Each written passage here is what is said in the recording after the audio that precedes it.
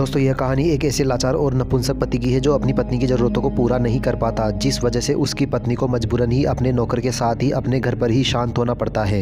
तो कहानी शुरू होती है घोड़ों की रेस से, जिसको हमेशा की तरह ही पनौतीलाल नाम का एक आदमी जीत जाता है। इसके बाद वह अपनी पत्नी लेडी चटोरी के पास जाता है और उसे कहता है कि जाने मन इस बार भी मैं ये रेस जीत गया हूँ। अब यह जानकर उसकी पत्नी बहुत खुश होती है और उसे कहती है कि आज रात को भी तुम मेरे बिस्तर पर मेरी सवारी करना और मैं तुम्हारे लिए बनूंगी। अब इस रेस को जीतने की खुशी में पनौतीलाल शाम को अपने घर पर एक पार्टी रखता है। पार्टी में पनौतीलाल अपनी वाइफ के साथ डांस कर रहा होता है, पर तभी उसे खबर मिलती है कि इंग्लैंड और जर्मनी के बीच में जंग छिड़ गई है और जर्मनी ने इंग्लैंड को अच्छे से मार लिया है, जिस वजह से पनौतीलाल को अगली सुबह ही सेवा में वापस जाना होगा। फिर अगली सुबह हम देखते हैं कि पनौतीलाल तैयार होकर जंग के लिए निकल जाता है, लेकिन वहाँ पर लेडी चटोरी खुश नहीं थी क्योंकि उसका उस रात सवारी करने का सपना सपना ही रह गया था। इसके बाद हम देखते हैं कि पनौतीलाल जर्मनी के खिलाफ जंग में लड़ रहा होता है। इसी दौरान वह बहुत बुरी तरह से घायल हो जाता है, जिस वजह से उसके पेट के नीचे का पूरा हिस्सा पैरालाइज हो जाता है। अब पनौतीलाल चल फिर नहीं सकता था, इसलिए वह हमेशा व्हीलचेयर पर रहता था और लेडी चटोरी उसका ख्याल रखती थी। इसके साथ ही पनौतीलाल का छोटा चेतन भी खड़ा नहीं हो पा रहा था, जिस वजह से लेडी चटोरी की शारीरिक जरूरतें पूरी नहीं हो पा रही थी।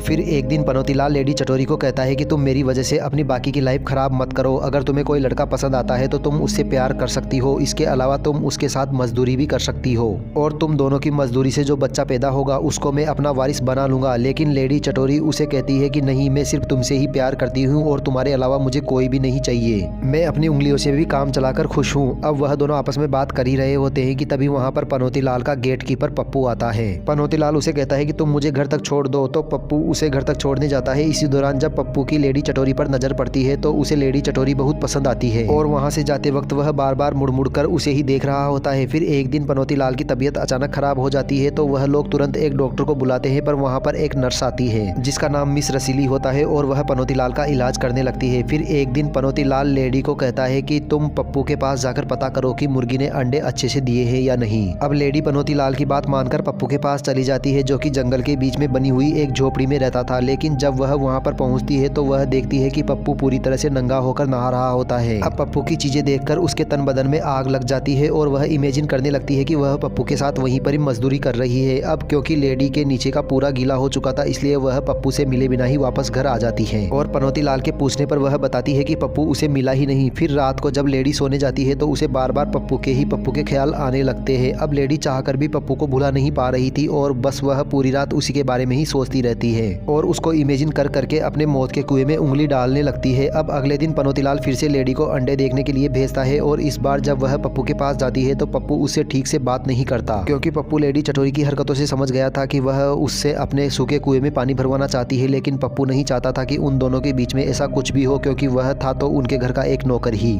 अब लेडी चटोरी भी पप्पू के ऐसे बिहेवियर से गुस्सा हो जाती है और वहाँ से चली जाती है। लेकिन फिर जब वह लोग अगली बार मिलते हैं तो पप्पू उसे अपनी झोपड़ी की चाबी दे देता है, जिस वजह से वह जब भी चाहे वहाँ पर आकर अंडों को देख सकती है। अब इसके बाद से ही लेडी चटोरी हर रोज पप्पू के पास जाने लगती है, क्योंकि वह बस वहाँ पर पप्पू के छोटे पप्पू को ही देखना चाहती थी।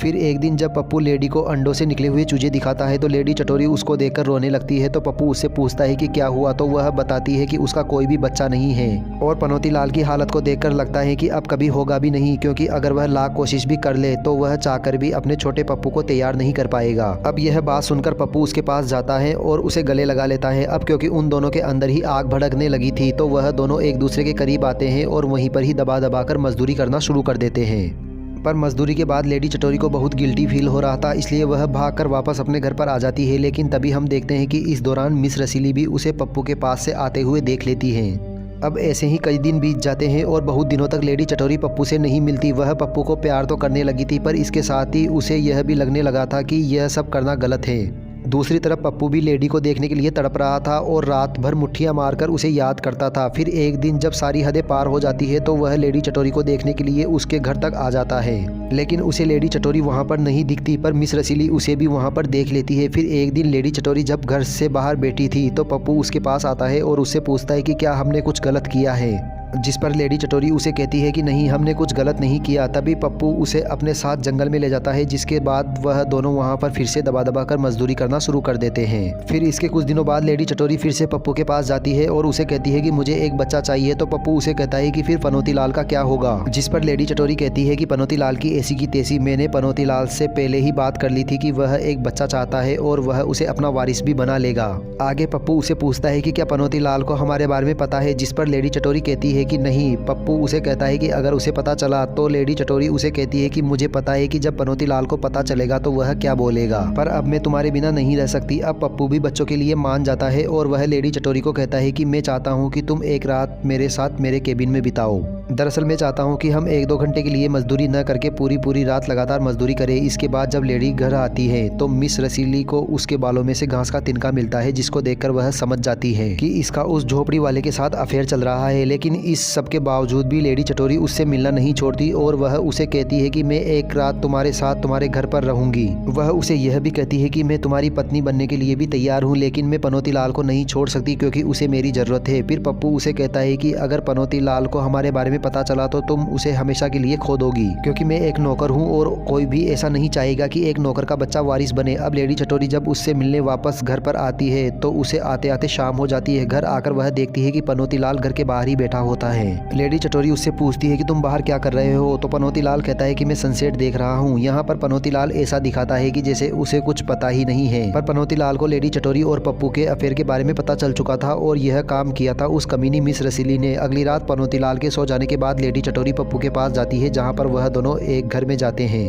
और वहाँ पर बिना दबा दबा कर मजदूरी करना शुरू कर देते हैं। दूसरी तरफ पनौती लाल की भी नींद खुल जाती है और वह किसी तरह गिरते पड़ते लेडी चटोरी को देखने के लिए उसके कमरे में जाता है, लेकिन वहाँ पर पहुँचकर वह देखता है कि लेडी चटोरी अपने कमरे में नहीं होती, जिसको देखकर वह समझ जाता है कि यह चिनार जरूर उस नौकर से मरवाने गई होगी। फिर सुबह होते ही पनौती लाल लेडी चटोरी को घर आते हुए देखता है, लेकिन इससे पहले कि पनौती लाल उसे कुछ पूछता, लेडी चटोरी उसे कहती है कि तुमने ही तो बोला था कि मैं अपने लिए किसी भी आदमी को पसंद कर सकती हूँ। लेकिन इस पर पनौती लाल उसे कहता है कि चिनार, मैंने यह नहीं बोला था कि तू एक नौकर के सामने ही लेट जा। अब अगर तू प्रेग्नेंट हो गई तो एक नौकर का बच्चा मेरा वारिस बनेगा। अब पनौती लाल उसकी इस हरकत से बहुत ज़्यादा गुस्सा था, इसलिए वह लेडी चटोरी को वेनिस भेज देता है और पप्पू को भी काम से निकाल देता है। फिर कुछ दिनों बाद वेनिस में लेडी चटोरी को पता चलता है कि वह प्रेग्नेंट है, तो वह पनौती लाल के पास वापस आ जाती है। पर वहां पर आने पर उसे पता चलता है कि पनौती लाल ने पप्पू को काम से निकाल दिया है। अब यह सुनकर लेडी चटोरी पनौती लाल पर बहुत गुस्सा करती है और वह पप्पू को ढूंढने के लिए निकल जाती है। फिर मूवी के लास्ट सीन में हम देखते हैं कि लेडी चटोरी पप्पू को ढूंढ लेती है और उसे बताती है कि वह उसके बच्चे की माँ बनने वाली है। वह उसे कहती है कि वह उसके साथ रहना चाहती है और वह पनौती लाल को भी छोड़ देगी। लेकिन पप्पू उसे कहता है कि तुम्हें तो एक बच्चा और वारिस मिल चुका है, इसलिए तुम इसे लेकर अपने घर चली जाओ। लेकिन लेडी चटोरी उसकी बात नहीं मानती और उसको कहती है कि मुझे तुम्हारे साथ ही रहना है। अब क्योंकि पप्पू भी उसे प्यार करता था, इसलिए वह लेडी चटोरी की बात मान जाता है और वह दोनों साथ में ही रहने लगते हैं। वहीं दूसरी तरफ हम पनौती लाल को देखते हैं, जो कि सभी अच्छे लड़के की तरह पप्पू बन चुका था।